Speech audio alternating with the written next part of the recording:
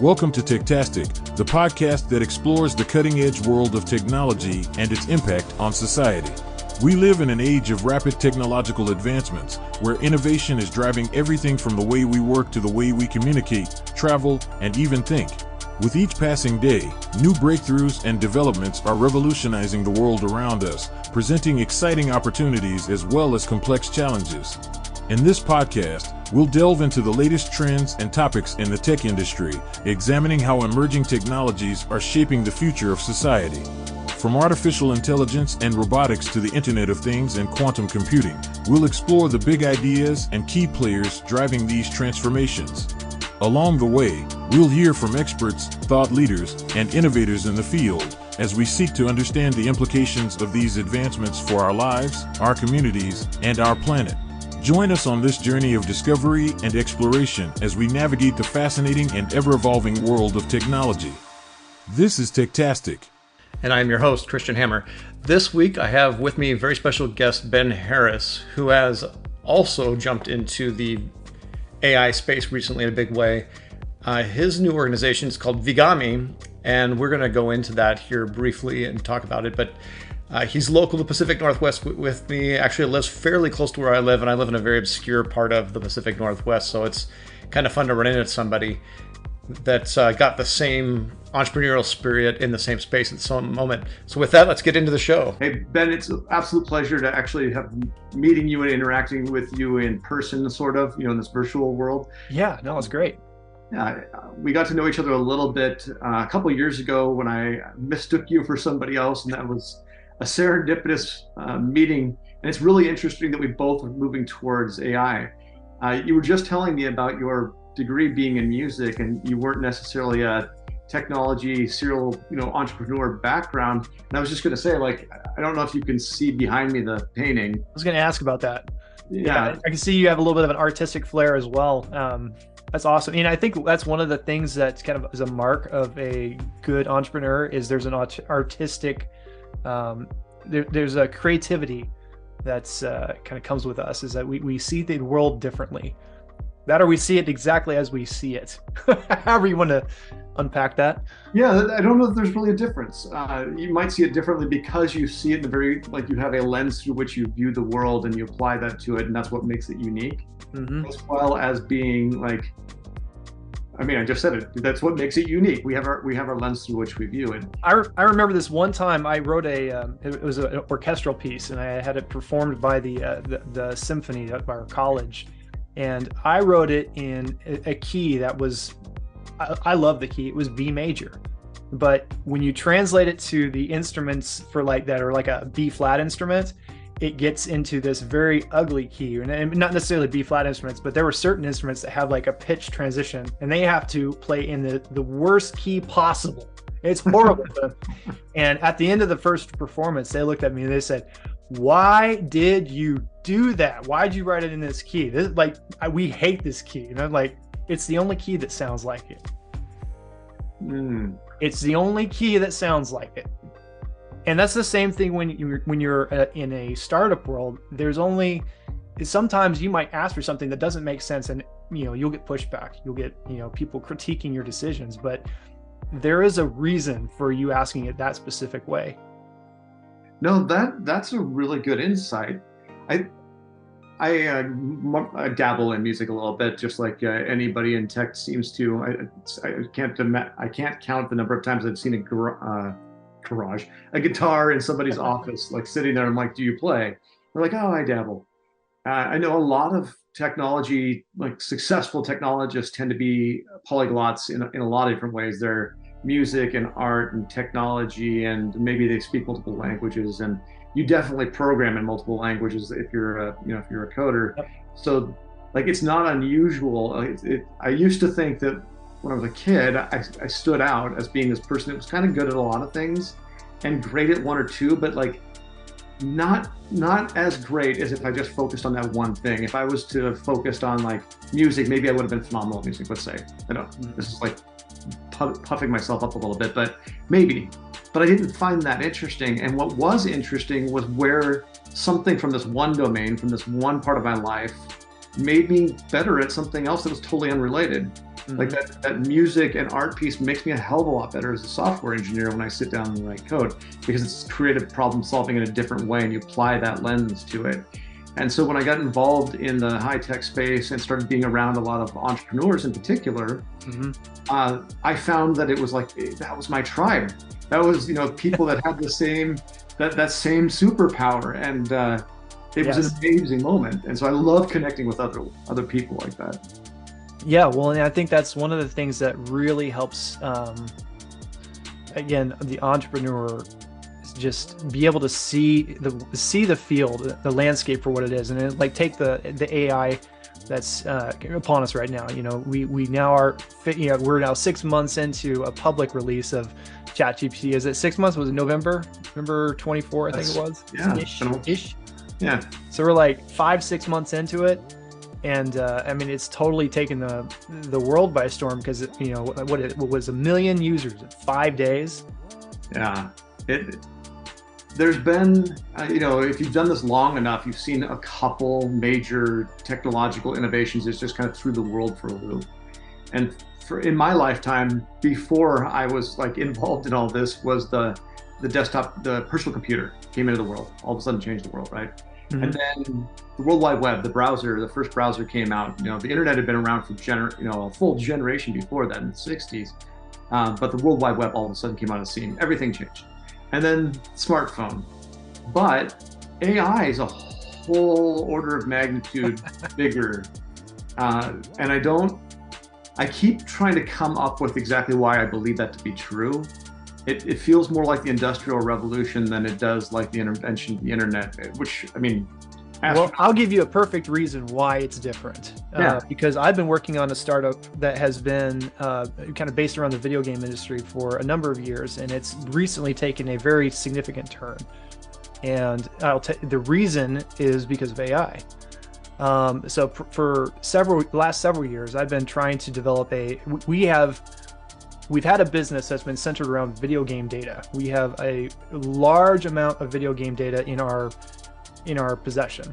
And in addition to that data, we also have, a large treasure trove of high resolution scans of, old, manuals and things like that, things that haven't even been indexed or, processed. We're just sitting on it.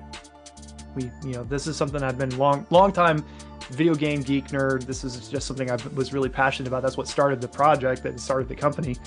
And then we said, okay, let's turn this into a database, a search engine that people could search this information and be able to find questions that maybe they never even thought about asking. Like, maybe I'm interested in cel-shaded hockey games that are based in Japan. Like, I don't know. Maybe that's of interest to you, and more power to you. But trying to create a web application, a front-end interface that accommodated all of the different variations that go into a filter, or a query like that, becomes overwhelming. And one of the challenges with a search engine like Google is it's too macro. There's too much information for it to distill down into something meaningful. And that's one of the reasons why I personally, I've been saying this to a number of my friends, is that the age of macro search is about to disappear. Oh yeah, Google's in trouble. Absolutely. Google's in trouble, and it's been in trouble for a while, and that's something I kind of saw it kind of coming down the road. But more so now with AI actually being here, like, you now have, and let's just take ChatGPT as an example, right? I don't have to go into Google. Again, not dissing on Google, but I'm just saying it as it is. I don't have to go into Google and ask a question and go through 6 layers of search to get to the question that I was looking for. And you've been in that situation where you looked for something, gone 6, even 10 pages deep, and still not found it, and then you're just mad, and then you just kind of like rage quit. Like, that's what you don't want to be.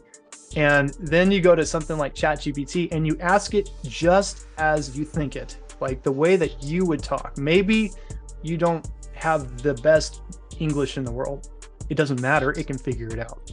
Maybe you don't speak English as your first language. That's okay. You can figure it out. You now don't have to worry about an interface. The interface is your language, and that's been broken down. So you touched on your startup, and I want you to get pitched. The name, what are you doing, why it's exciting? Sure. Yeah, so we are working so the project is called VGami. It stands for Video Games, Artwork, Media, and Information. It is a companion, AI companion for video games.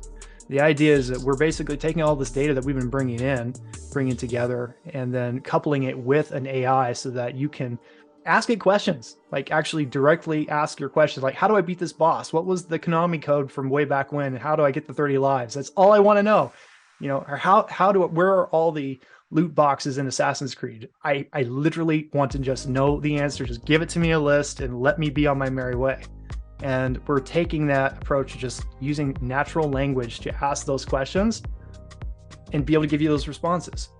And, we want to try and make this application accessible really pretty much wherever you play games. I mean, right now we're creating a web portal, but the idea is that we'll be extending it and making it more accessible down the road. But we're still in a kind of a private beta stage, and, we're still getting some of the bugs cleaned up. But if you want to follow us, you can go register an account on vigami.com.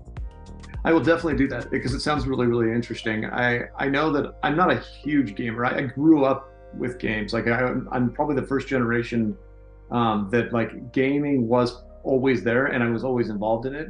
Mm-hmm. But the recent, the last decade or so of games to me seem just like it's become so reductionist. They're the same thing as the ones that came before it.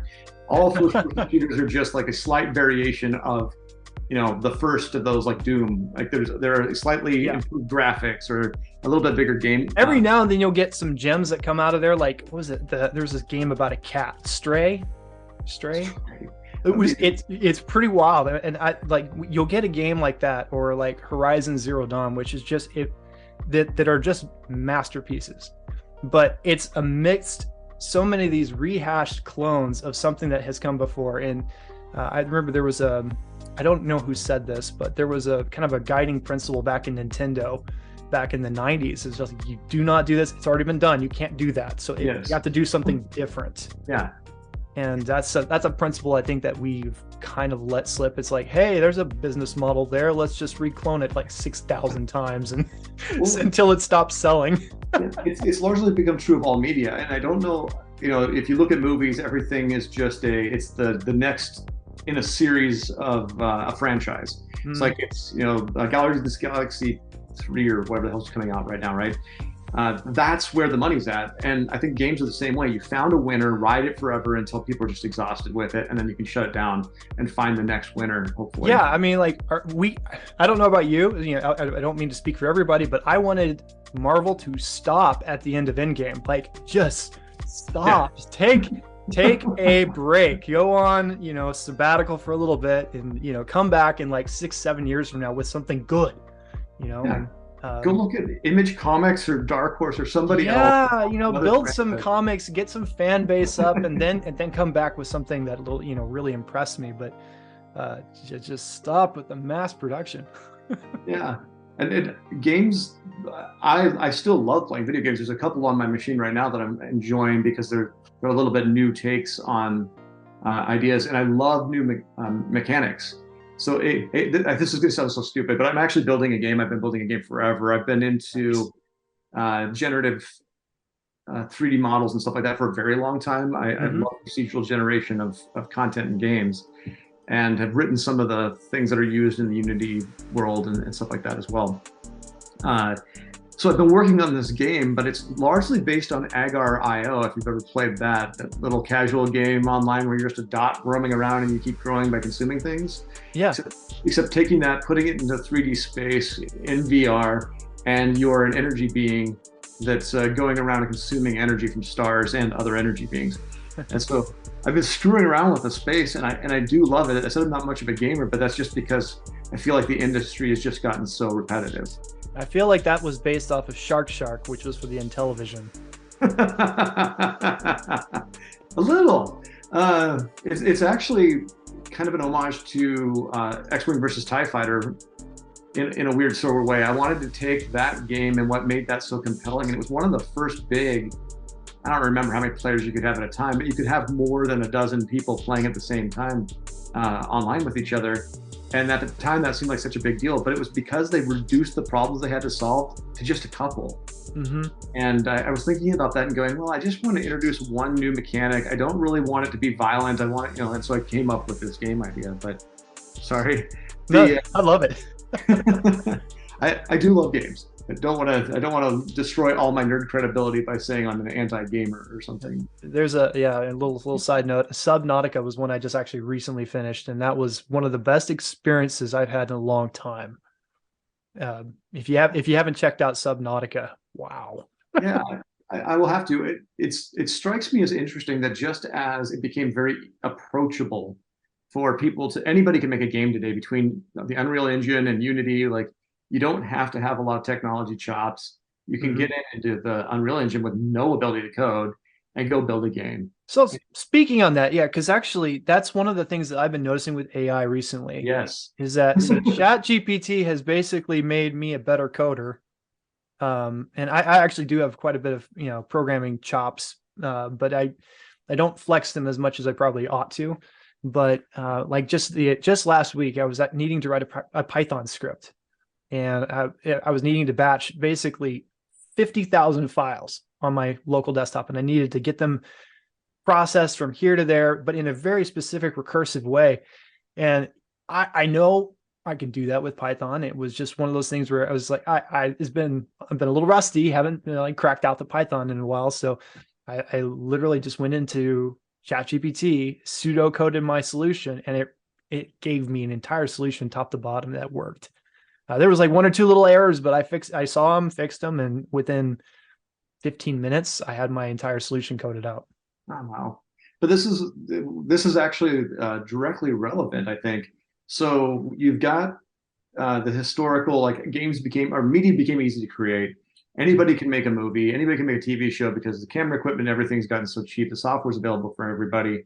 And all of a sudden, the creative side of it, the ability to make something new, almost evaporated.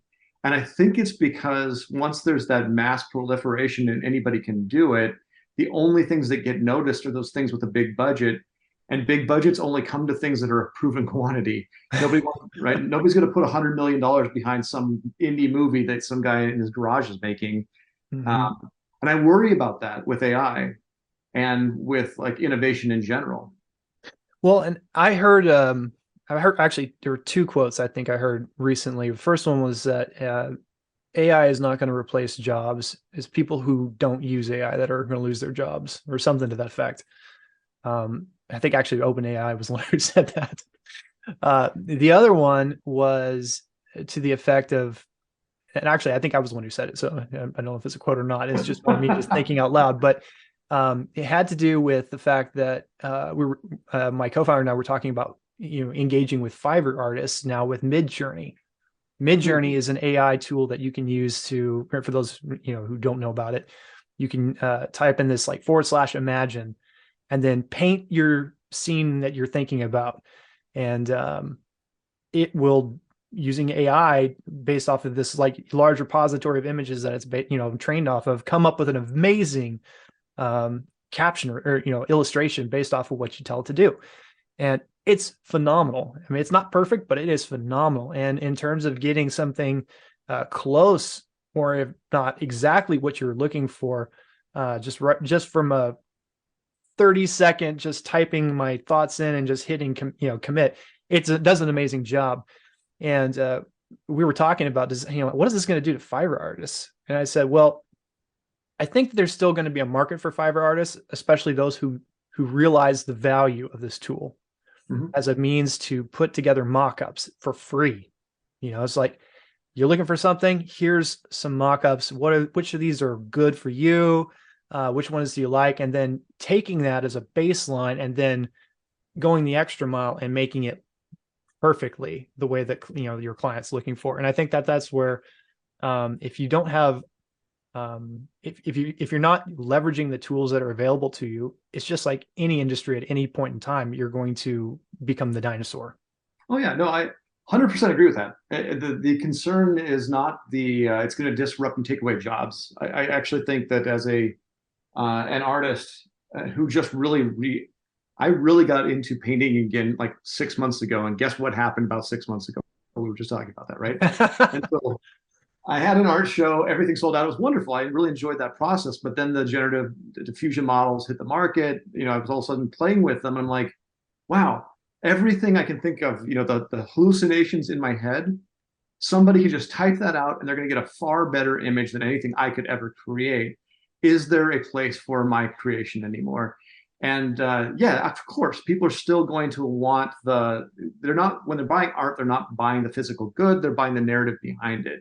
Mm-hmm. And the physical piece of it actually has something to do with that, but that's why NFTs still work.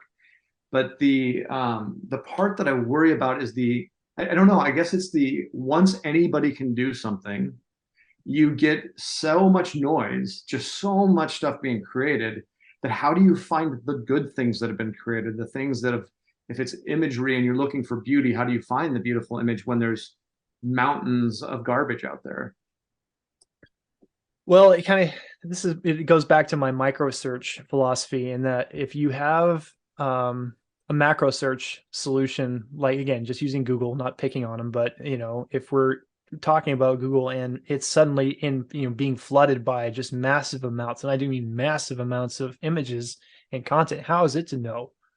I mean, I'm sure that they have solutions, things like Bard, but I mean, how is it truly to know?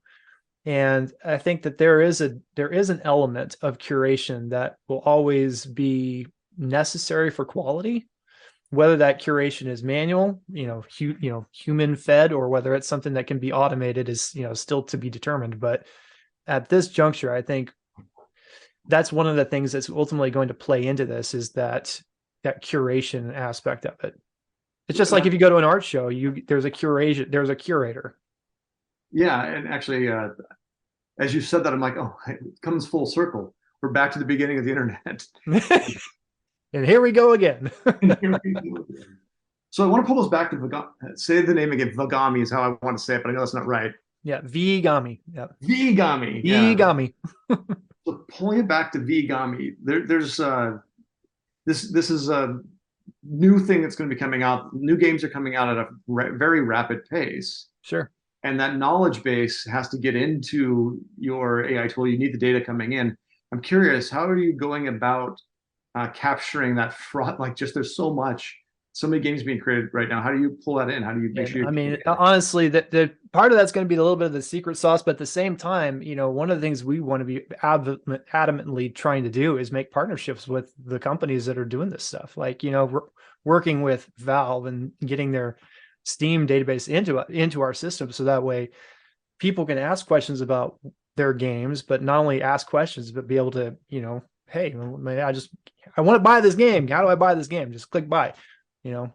Right click buy. You want to make it easy as easy can be, but at the same time, that is the challenge, right? That's the trick. I was just thinking about this. It just popped into my head, so it's not going to be a very well-formed question, but do you think it would be a win if all of a sudden during a national professional gaming tournament, your tool was being used by the people on screen, by the athletes on screen? Oh, it fits. I mean, eventually I would be seeing, like, how like they have the esports teams and stuff. Like, I could see their managers in the background just like, typing in questions like mad. It's like, all right, they're on their microphones like, okay, do this. This is what you need to do. It's a pincer strategy.